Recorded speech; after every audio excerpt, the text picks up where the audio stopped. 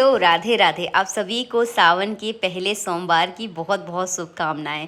सावन के पहले सोमवार में आपको किस तरह से पूजा करनी है आप लोगों के साथ में बिल्कुल सरल तरीके से शेयर करने वाली हूं।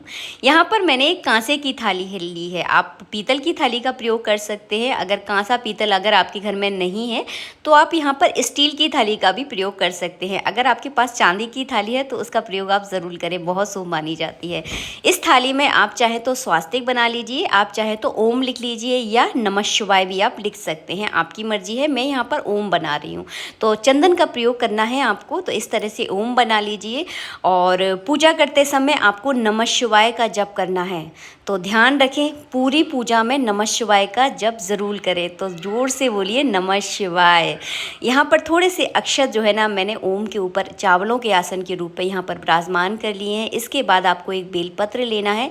बेलपत्र आप पूजा में जितने भी यूज़ करें ऊपर की डंडी तोड़कर ही प्रयोग करना है। कहा जाता है बेलपत्र की जो डंडी है उसमें पाप का वास कहा जाता है, तो उस डंडी को तोड़कर ही आपको बेलपत्र भगवान पर अर्पित करने हैं। हमारे घर में के मंदिर में नर्वदेश्वर विराजमान है। आपके घर के मंदिर में जो भी भगवान शिव की मूर्ति है या शिवलिंग है उनको आप इस तरह से विराजमान कर लें। पूजा में सर्वप्रथम दीपक प्रज्वलित किया जाता है। हमने भगवान के दाहिनी ओर जो है ना यहाँ पर दीपक को विराजमान कर लिया है। शिवलिंग की जलहरी का मुख हमेशा उत्तर दिशा की ओर होता है, तो आप अपने घर के दिशाओं के हिसाब से हिसाब लगा लें कि उत्तर दिशा किस तरफ से होती है, तो उत्तर दिशा की ओर जलहरी का मुख करें। थोड़े से चावल लेकर, एक बेलपत्र लेकर हम भगवान शिव का और पूरे परिवार का यहाँ पर मन में ध्यान करते हुए बेलपत्र और चावल इस तरह से चढ़ा देंगे। पूरा स्टेप बाय स्टेप इस वीडियो में मैं आपको दिखाऊंगी कि सावन के सोमवार में भगवान शिव की पूजा आपको किस तरह से करनी है।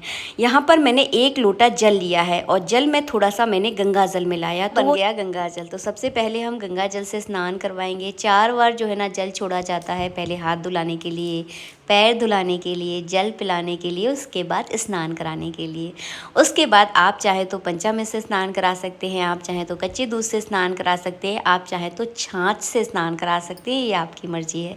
मैंने यहाँ पर छाछ का प्रयोग किया है। छाछ से अगर आप भगवान शिव को अगर इस तरह से स्नान कराते हैं, लक्ष्मी की प्राप्ति होती है, धन की आपके जीवन में कभी कोई कमी नहीं रहेगी। अगर पूरे महीने छाछ से आप भगवान शिव को स्नान कराते हैं तो एक धार लगाकर नमः शिवाय का मन में जप करते हुए इस तरह से छाछ से आप स्नान कराएं। उसके बाद शुद्ध जल से भगवान को स्नान कराना है। इस तरह से स्नान कराना है कि कहीं भी बिल्कुल भी छाछ लगी ना रह जाए। तो इस तरह से बढ़िया से शुद्ध जल से स्नान करा दें। स्नान कराने के बाद अंग पोषण कराया जाता है, तो बढ़िया साफ़ सुथरा कपड़ा ले लें। उसके बाद भगवान शिव के पूरे शरीर से जो है ना आपको जल को पोंछना है। जैसे हम स्नान करने के बाद अपने पूरे शरीर को पोंछते हैं ना, सेम उसी तरह से पूरे शरीर को पोंछना है। उसके बाद इत्र लगाना है। इत्र लगाते समय ध्यान रखें कि आपके अंगूठे का प्रयोग बिल्कुल भी आपको नहीं करना है। गलती से कई बार लग जाता है, लेकिन कोशिश करना है कि अंगूठे का प्रयोग आप बिल्कुल भी ना करें, क्योंकि भगवान की मूर्तियों से जो है ना अंगूठा कभी स्पर्श नहीं किया जाता। मेरा हो जाता है, लेकिन आपको ध्यान रखना है कि कोशिश करना है कि कम से कम लगाया जाए। इसके बाद हमने एक बेलपत्र लिया है। बेलपत्र को उल्टा करके आपको रखना है। उसके ऊपर आपको भगवान शिव की मूर्ति या शिवलिंग जो भी आपकी पूजा कर रहे हैं उनको इस तरह से विराजमान कर दें। अब किया जाएगा भगवान शिव का श्रृंगार। तो श्रृंगार में सबसे पहले हमने इत्र लगाया था। इत्र के बाद आपको चंदन लगाना है। चंदन में भगवान शिवलिंग पर त्रिपुंड लगाया जाता है। आपको लगाना आता है तो आप लगा सकते हैं, नहीं लगाना आता तो सिंपल एक टीका भी आप लगा सकते हैं। इसके बाद आपको चावल चढ़ाने हैं, कलावा रूपी वस्त्र अर्पित करने हैं। जब भी कलावा रूपी वस्त्र अर्पित करें हमेशा 2 वस्त्र अर्पित किए जाते हैं, पहला धोती, दूसरा दुपट्टा। पूरे स्टेप बाय स्टेप आपको पूजा विधि दिखा रही हूँ ताकि आपको पूजा करने में बिल्कुल भी दिक्कत नहीं होगी। इसके बाद चढ़ाया जाता है जनेऊ। जनेऊ चढ़ाने के बाद थोड़े से चावल चढ़ा दें, 1 चम्मच जल छोड़ दें। इसके बाद चढ़ाए जाते हैं पुष्प। आपके पास पुष्प हैं तो चढ़ा सकते हैं। इस समय मेरे पास उपलब्ध नहीं हो पाए, इसलिए मैंने यहाँ पर नहीं चढ़ाकर आपको दिखा पाऊँगी। यहाँ पर मैंने बेलपत्र लिया है, तो बेलपत्र के ऊपर आप चाहे तो ओम लिख सकते हैं, आप चाहें तो आपकी कोई विशेष मनोकामना है तो बेलपत्र के ऊपर लिखकर आप भगवान शिव को डेली अर्पित कीजिए, आपकी निश्चित मनोकामना पूरी हो जाएगी। अगर मनोकामना ऐसी कुछ खास नहीं है तो केवल चंदन लगाकर जो है ना भगवान पर अर्पित कर सकते हैं। तो देख लें आपकी जिस तरह की सुविधा है, आपके पास जितना वक्त है।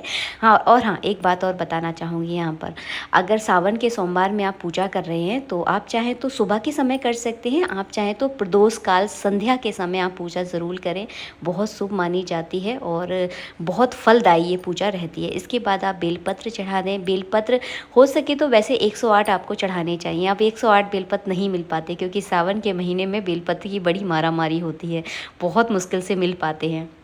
तो जितने मिल जाएँ उतने चढ़ा दीजिए। गिनती के चक्कर में बिल्कुल मत पड़ना क्योंकि गिनती को पूरा करना थोड़ा मुश्किल हो जाता है। इसके बाद मैंने यहाँ पर फल का भोग लगा दिया है, गुलाल चढ़ा दिया है, भांग चढ़ा दूँगी। अगर भस्म है तो चढ़ा दीजिए, अगर नहीं है तो कोई दिक्कत नहीं। जो सामान उपलब्ध हो जाए वो अर्पित कर दीजिए, नहीं हो पा रहा है कोई दिक्कत नहीं है। भगवान से हाथ जोड़कर क्षमा मांग लीजिए, भगवान सब समझते हैं, अंतर्यामी हैं। उसके बाद हमने यहाँ पर डमरू बजा दिया है। डमरू बजाने से भगवान शिव अति जल्दी प्रसन्न हो जाते हैं और दिल की मनोकामनाएँ बहुत जल्दी पूरी होती हैं, ऐसा हमारे पुराने लोग कहते थे, मैं नहीं कहती, पुराने लोग कहते थे। बस इसके बाद जो है ना हम यहाँ पर डमरू का चंदन चावल से पूजन कर देंगे। उसके बाद की जाती है आरती। सबसे पहले गणेश जी की आरती करें, उसके बाद भगवान शिव की आरती की जाती है। हाथ जोड़कर प्रार्थना करनी है। हर सावन के सोमवार में आपको इसी तरह से पूजन करना है और आप चाहें तो सुबह के समय कर सकते हैं, आप चाहें तो शाम के समय कर सकते हैं, जैसा आपके पास समय है उस हिसाब से आप इस पूजा को कर सकते हैं। आशा करती हूँ वीडियो आपको बहुत अच्छा लगा होगा। बिल्कुल सरल सिंपल तरीके से मैंने आपको सावन के सोमवार की पूजा विधि बताई है। अगर वीडियो अच्छा लगता है तो लाइक कर देना, शेयर कर देना। चैनल पर पहली बार आए हैं तो चैनल को सब्सक्राइब करना बिल्कुल ना भूलें। आशा करती हूँ वीडियो आपको बहुत अच्छा लगा होगा। सावन की सोमवार की आप सभी को दिल से हार्दिक शुभकामनाएं। भोलेनाथ आपकी सभी मनोकामनाएं पूरी करें।